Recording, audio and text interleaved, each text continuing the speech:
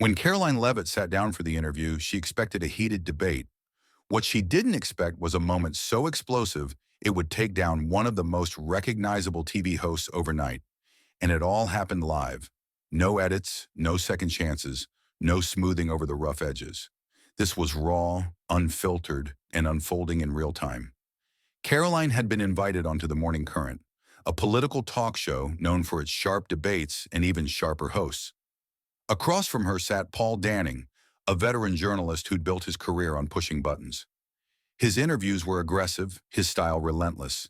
He wasn't there to moderate, he was there to win.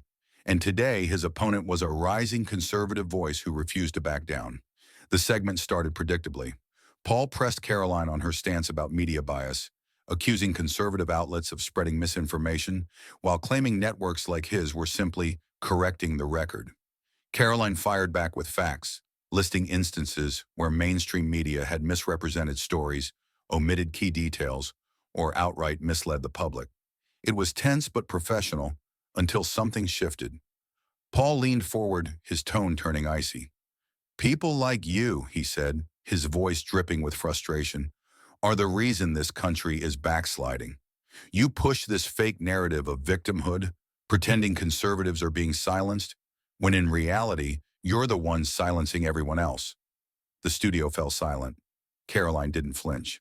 She let the moment hang before responding, her voice calm but cutting.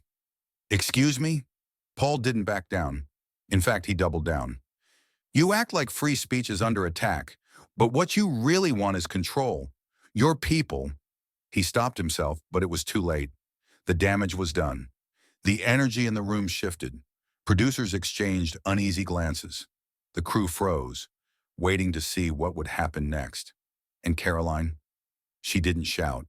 She didn't interrupt. She simply said, "Would you like to clarify what you mean by your people?" The tension was palpable. Paul hesitated, just for a second. But a second was all it took.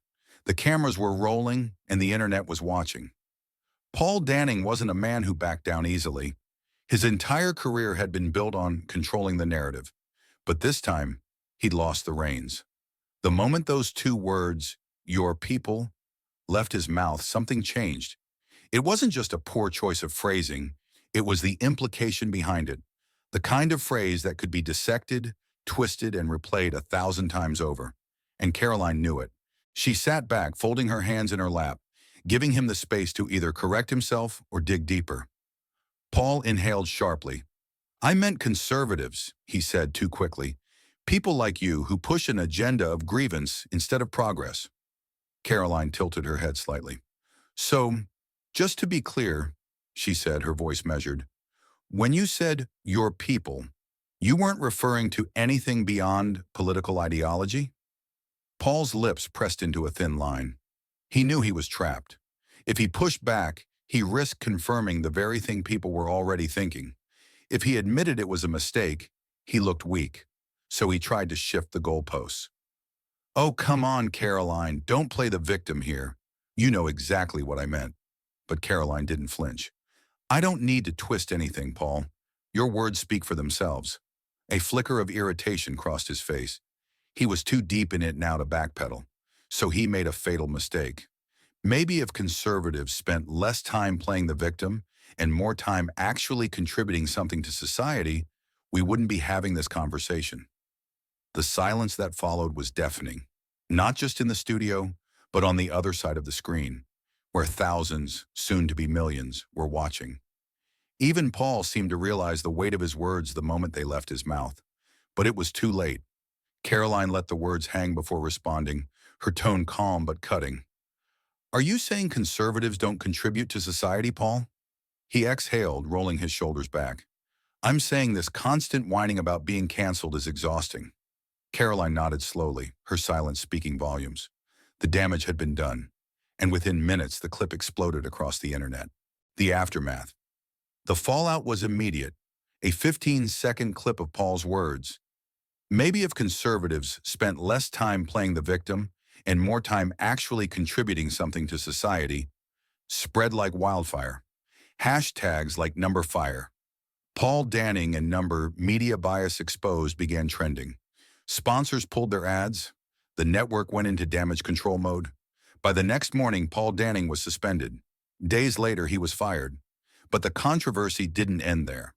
Paul's firing became a flashpoint in the larger debate about media bias, cancel culture, and free speech. Some called it justice. Others called it an overreaction. Paul himself broke his silence in a viral video claiming, "I was fired because I spoke the truth. The media doesn't want truth. They want compliance." Karoline, meanwhile, stayed quiet. She didn't gloat. She didn't engage in the drama. But her name would forever be tied to this moment, a moment that changed the game. So to the bigger question, this wasn't just about Paul Danning or Karoline Leavitt. It was about the future of media itself. Was this accountability or censorship, a reckoning or a dangerous precedent? One thing's for sure, in the age of viral outrage, the line between truth and consequences has never been blurrier. So what do you think? Was Paul's firing justified, or was it cancel culture gone too far?